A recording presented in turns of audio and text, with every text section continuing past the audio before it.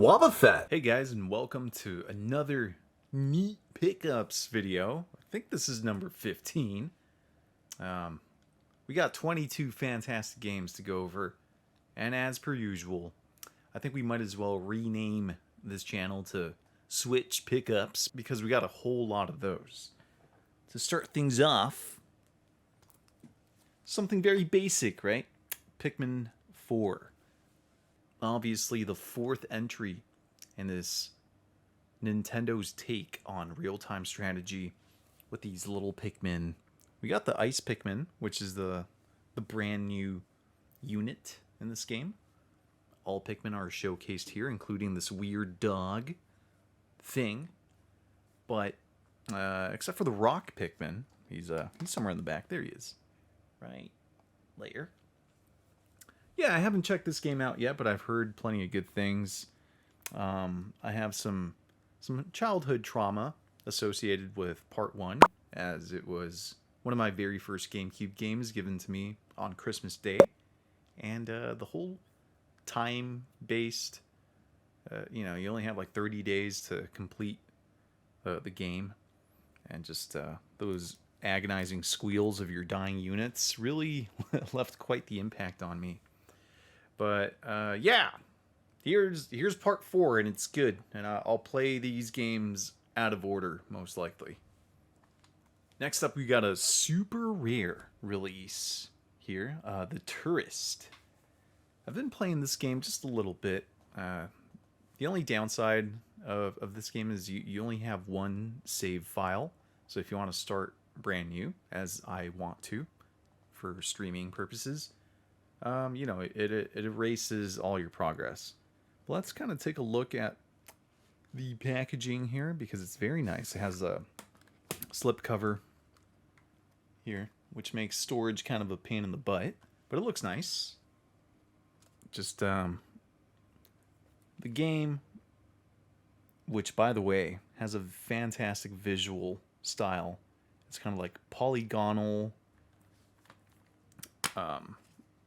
HD looking, but retro, blocky aesthetic, with a full color manual, just a few pages in there. The sticker that these games are usually packaged with, as with every super rare release, got a nice little postcard that'll not be put in the mail ever. I hope you guys can't hear the outside noises. There's some trees being chopped down, but check out the steelbook. It looks amazing. This is really good stuff. Some evil tribesmen. Gameplay is adventure puzzler, I would say. And a really, really cool stuff. I think this will make for a quick playthrough. And I'll probably stream the whole thing. But really, really nice. The Tourist.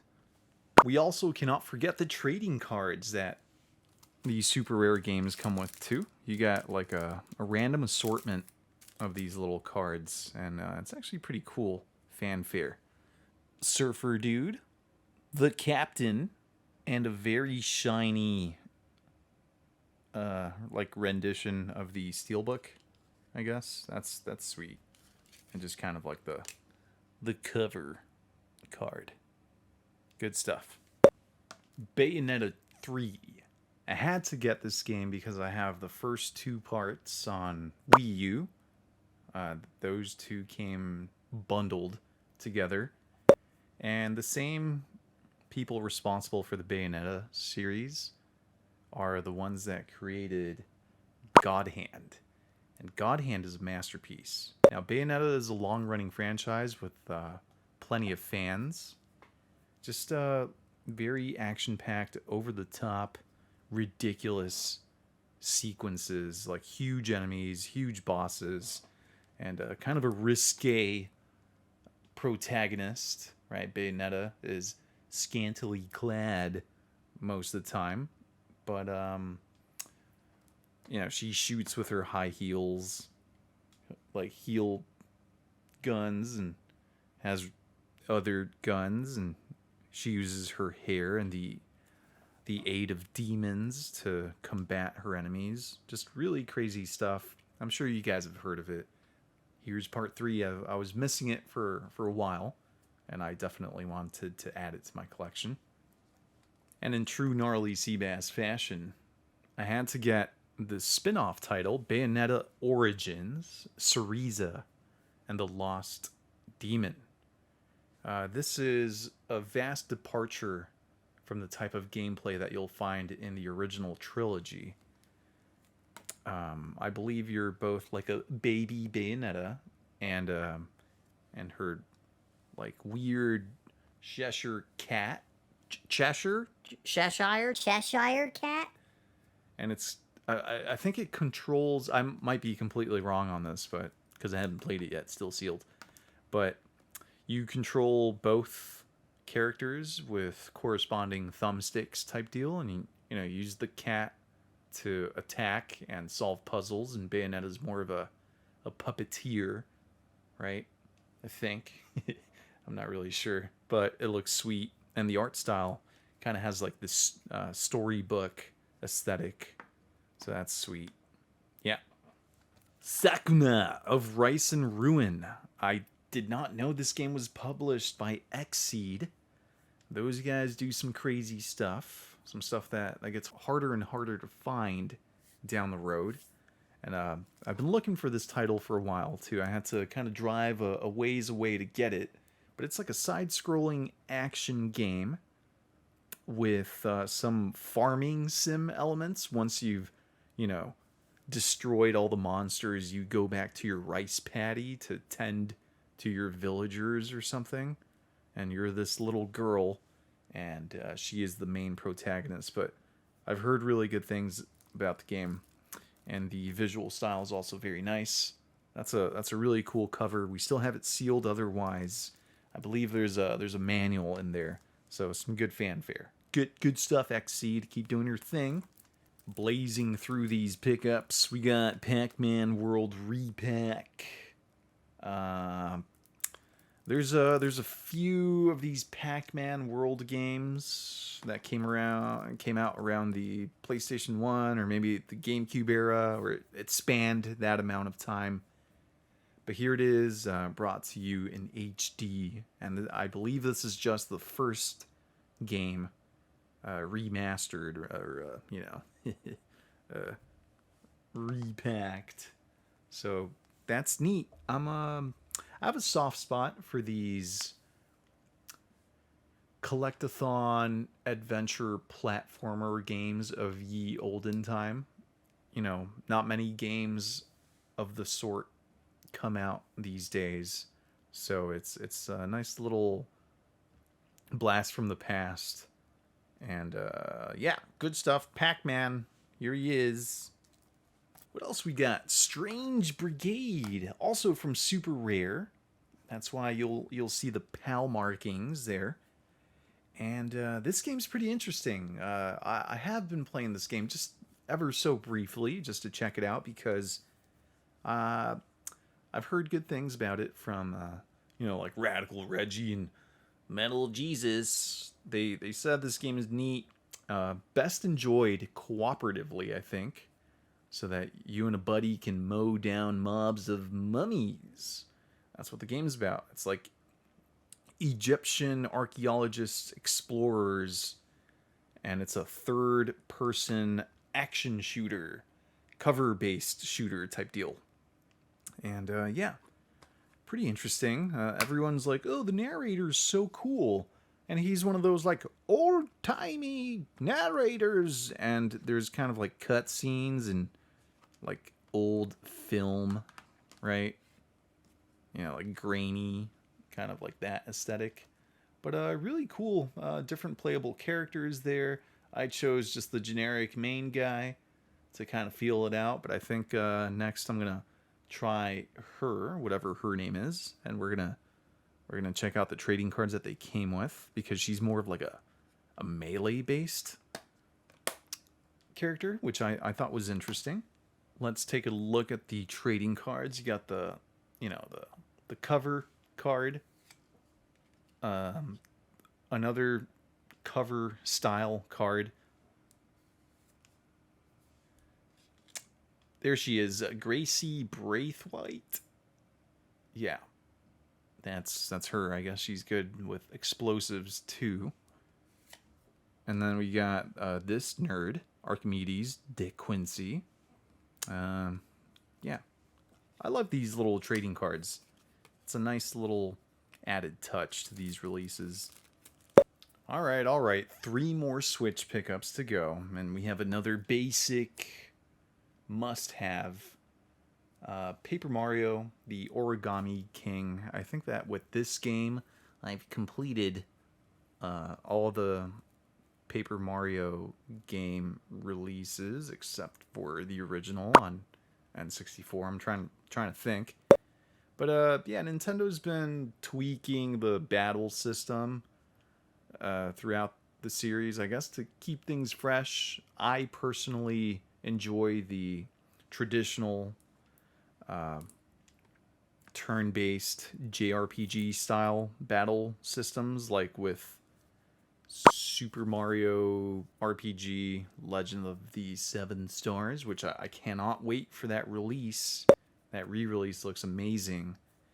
But yeah, it's that battle system has long evolved and undergone different takes on these Paper Mario games, and this one is not as bad as Sticker Star or Color Splash. I think they've made some necessary arrangements, adjustments to make it a little bit better, but still not ideal if you're the type of gamer that wants that traditional turn-based battle system.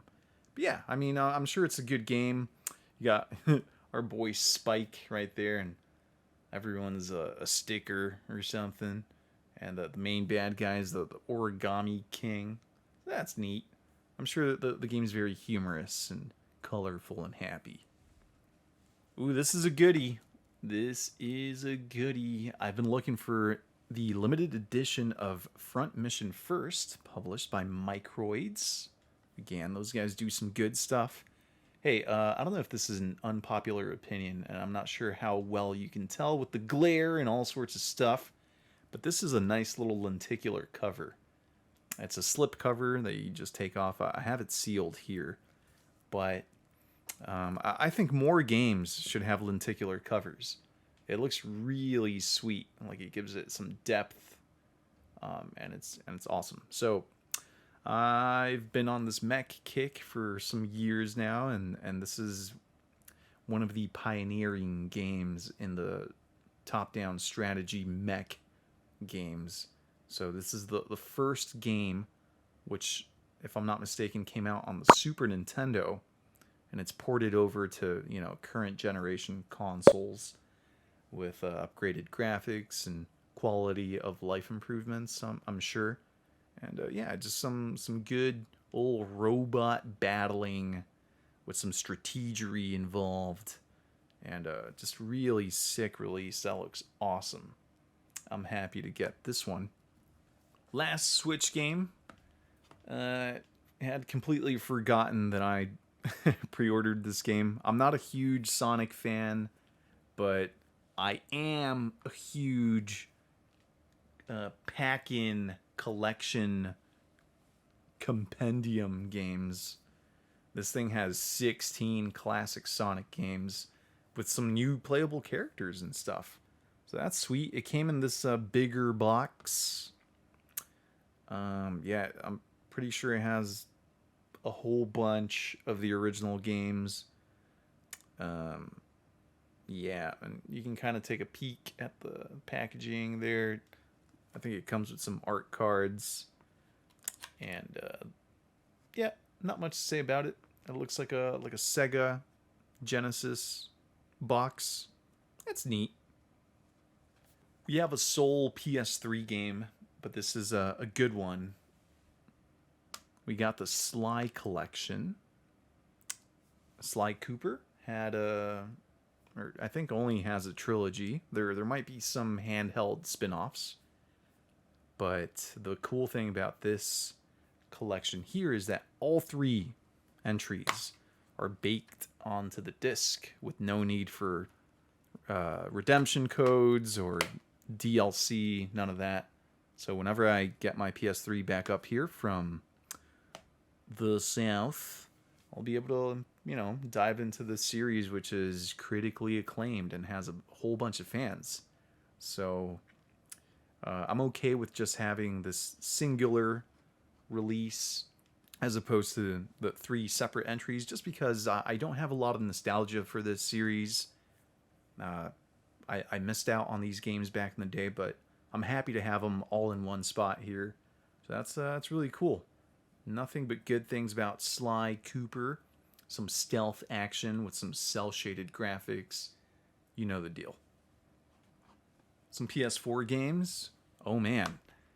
Speaking of mechs and robots, we got Super Robot Wars OG. The Moon Dwellers. I don't know if this is like the original game, right? Given the OG subtitle, but I'm a huge fan of this series. I'm still playing through my first Super Robot Wars game, 30, if you're curious. But just really simple, but extremely fun turn-based strategy game. And those cutscenes for the attacks are just so epic and cinematic that it just makes for a truly enjoyable experience when you're playing these games. Yeah, just really, really cool games here, and I'm adding to my Super Robot Wars collection, and I'm pumped to have this one on the PS4 because all other entries I had on my Switch. A single PS5 game recommended by my bro. We got Wanted Dead on the PS5.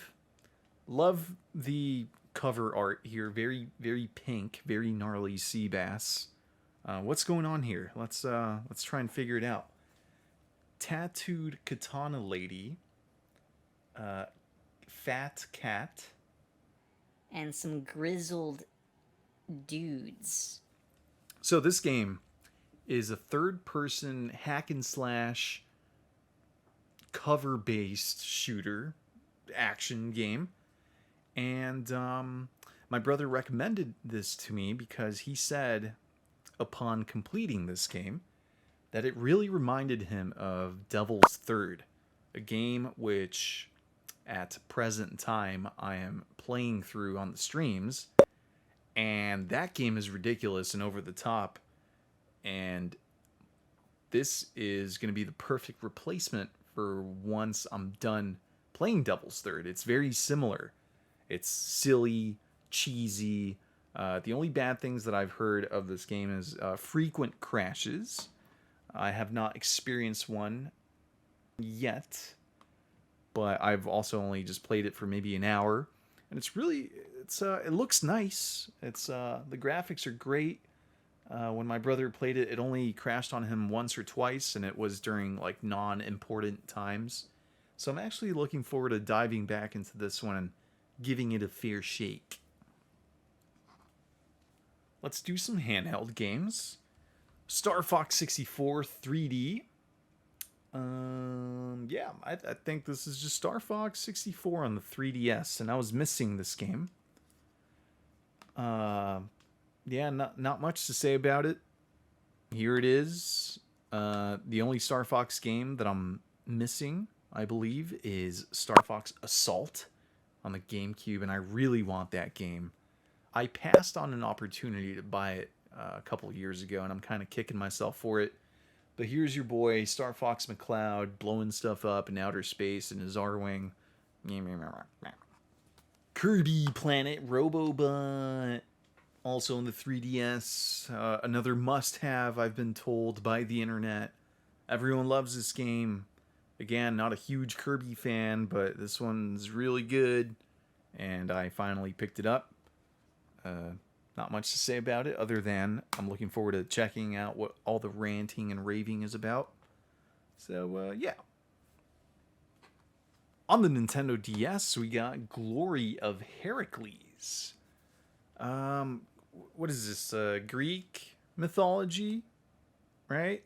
Something like that. And haven't played it myself, but You can draw some spells on the touch screen, and I think the battles might be turn-based. It's what is this? Published by Nintendo, so that's really cool. A first-party Nintendo game, and one that you don't really hear about too much, I don't think. But be on the lookout for this game if you do see it. It's gotten really good praise, and yeah, here it is. One more handheld game. We got Teenage Mutant Ninja Turtles. That's it. No subtitle on the Game Boy Advanced. Very small, and it's neat. It's a side-scrolling beat 'em up. So, did I just say Game Boy Advanced with the D at the end? Silly me. Well, it's been a long day. Cool game. Will stream. Let's do a couple Wii games, and this is a bit of an oddity. We got a factory sealed Fling Smash. For the longest time, I never knew this was also a first-party Nintendo title. But you need the Wii Motion Plus to play it. And I think you're just a ball. And the gameplay might be something like Angry Birds. Swat a spherical hero through enemies and obstacles with racket swinging motions. Look at that. It looks like a blast. Now, I think this game got panned and pooped on. But in that case, I'll just leave it sealed and never have to play it ever. But I kind of want to. It looks good. It looks like one of those games that used to be trash, but the more time that goes by, the better it gets, because you can play it while like inebriated or something. Very, very good stuff. I like the cover art. Okay. Fling Smash's best friend. We got Ghost Squad, published by Sega. Now, I know what you're saying. This game can be purchased out of a vending machine or something. But look, there's panda skins. It's like a time. Think of Time Crisis, right? Like a arcade shooter. What do you call those? Like a light gun game. And I played it at my brother's house, and we actually had some fun with it. It's ridiculous. It's dumb, but it's good fun. And for like $5, I couldn't pass on Ghost Squad. Nice and complete, as with all the games here, unless like it's a loose cartridge, right? But yeah, I'm happy to have this little game expanding my Wii Zapper game collection. So that's sweet. Check it out. It's fun. Okay? I'm telling you. Check it out. Couple GameCube games. Donkey Konga. This is the first one. This is the one I got that came packed with the bongos, right? So I played this a bit just to check it out, and yeah, I mean, I'm just not a rhythm game guy. DDR or like Guitar Hero, Rock Band, all that stuff. Well, you know, this is Nintendo's take. And I have the bongos, and it's fun to play, I guess, and you slap the bongos and clap because there's a little microphone on them. Something I did not know about this game, and part 2 is much better, by the way, which I believe I featured on last Pickups video, so I had to get part 1. There's licensed music tracks in this game, like Blink 182 and other stuff that you can play on the bongos with like a little, DK jingle effect, right? So I thought that was pretty peculiar, but here it is. Is the rhythm in you? What do you think? All right, guys, 2 more games and 1 more GameCube game. I've completed the Lord of the Rings trilogy on that system. Here we have the Third Age, and this is the 3rd entry in that one. And something different about this game is the combat system, if I'm not mistaken. This one, I checked out briefly, and it's a turn-based, like a traditional JRPG style combat, which is pretty neat, in my opinion. This is a 2-disc game, so that's cool. And yeah, Lord of the Rings, turn-based game. Last game, Jurassic Park Part 2, The Chaos Continues. So I beat the same game, but on Game Boy, which is just a completely different game at that point. And this game, I do have some fond memories of my brother renting it back in the day when we were wee lads. And it's a side-scrolling action game. You're shooting all sorts of dinos, and there's raptors trying to tear your face off. There's an epic T-Rex chase sequence when you're riding on the little Jurassic Park Jeep, and awesome music. It's pretty tough. I was playing on hard mode, so I'm not really sure how it stacks up at other difficulties, but here it is, permanently mine. I don't need to return it to Blockbuster anymore. I had to add it to my collection. Very dissimilar from the first Jurassic Park game on the SNES, which that one was a top-down isometric shooter, and then like when you got into building interiors, it adopted a very scary Wolfenstein / Doom-like visual style, which did not hold up quite well. But yeah, guys, that was the pickups video. Another kind of a brief one. We blazed through some really cool games. I know some of my fans have been getting into collecting handheld games. Let me know what you guys thought of the